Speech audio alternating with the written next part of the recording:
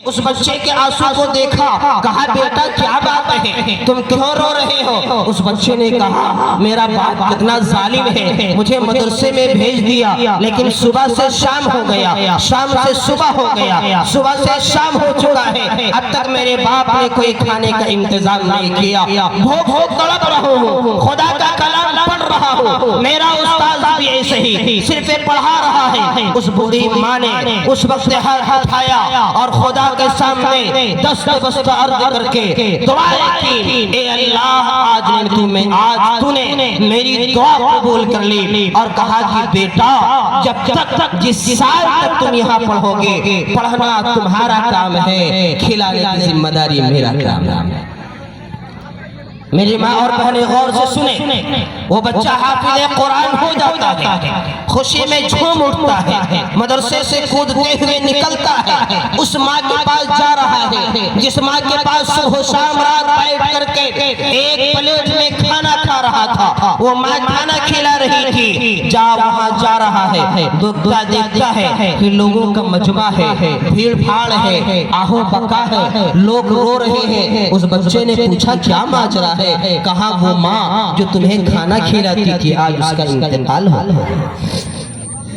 وہ ماں جو تمہیں کھانا کھلاتی تھی آج اس کا انتقال ہو گیا۔ وہ لڑکا دہاڑے مارتا ہوا روتا ہے، مسجد کے دیوار سے لپٹتا ہے، خدا کے سامنے دعا کرتا ہے، اے اللہ جس ماں کے ذریعے سے صبح و شام رات میں کھانا کھا کر تیرا کلام پڑھ رہا تھا، تیرے کلام کو حفظ کر رہا تھا، اے اللہ تو نے اپنے کلام کو میرے سینے میں بسایا، یہ ماں کو میں خوشخبری نہیں دے پایا، یہ دنیا سے چلی گئی، اے اللہ اس قرآن کی برکت سے اس ماں کو جنت الفردوس میں مقام عطا فرما دیجیے۔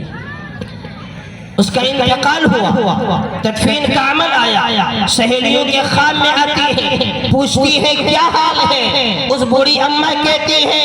میں نے دنیا میں بہت کام کیے، میں نے مسجد بھی بنوائی، میں نے زکوٰۃ بھی دیا، میں نے بڑے بڑے عمل کیے، لیکن اللہ نے ایک چھوٹا سا عمل پسند کر لیا۔ اس کی سہیلی پوچھتی ہے کیا عمل ہے؟ کہا وہ عمل کہ میں 5 سال تک ایک یتیم بچے کو جو حفظ کر رہا تھا، مکتب میں قرآن پڑھ رہا تھا، میں اسے کھانا کھلاتی تھی۔ اللہ نے کہا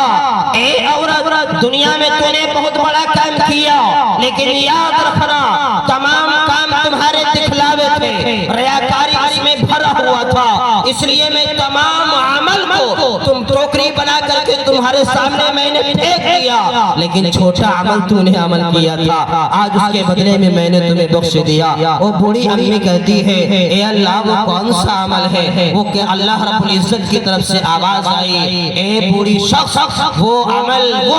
ہے کہ تو نے اس بچے کو کھانا کھلایا، جو بچہ میرا کلام پڑھ رہا تھا، اس بچے کو تو نے کھانا کھلایا، جو بچہ قرآن کو اپنے سینے میں بسا رہا تھا، اس بچے کو تو نے کھانا کھلایا، جو بچہ اپنے سینے میں قرآن کو محفوظ کرنے کی کوشش کر رہا تھا، جا دنیا میں تو نے میرے قرآن کی لاج رکھی، آج میں تمہارے اس عمل کو لاج رکھ کر کے تمہیں جنت کی بشارت دیتا ہوں۔ میری اور ماں بہنیں آپ کے تعلق سے بہت ساری باتیں ہیں، رات گزر جائے بات ختم نہ ہو، لیکن میں آپ سے بڑے ادب کے ساتھ مرد سے زیادہ عورتوں سے یہ کہنا چاہتا ہوں کہ آپ اس بات کا خیال کریں، آپ کے ہاں مسجد کی تعمیر ہونے جا رہی ہے، جس طرح ابھی آپ تعاون فرمائیں گے اسی طریقے سے آپ کے ذمہ ایک کام ہے، آپ کی ذمہ داری ہے، جیسے آپ اپنے بچوں کو اسکول سوار بھیجتے ہیں آپ اپنے بچوں کو مکتب ضرور بھیجا کریں۔ میرے عزیزوں اس مختصر سی وقت بات پر میرا وقت ختم ہوتا ہے، میں نے آپ کے سامنے ایک حدیث پڑھی جو تعمیر مسجد کے تعلق سے قرآن مجید میں اللہ رب العزت نے ارشاد فرمایا انما یعمر مساجد اللہ من آمن باللہ والیوم الآخر وأقام الصلاة وآت الزكاة ولم يخش إلا الله فعسى أولئك أن يكونوا من المهتدين۔ آج جس مقصد کے لیے ہم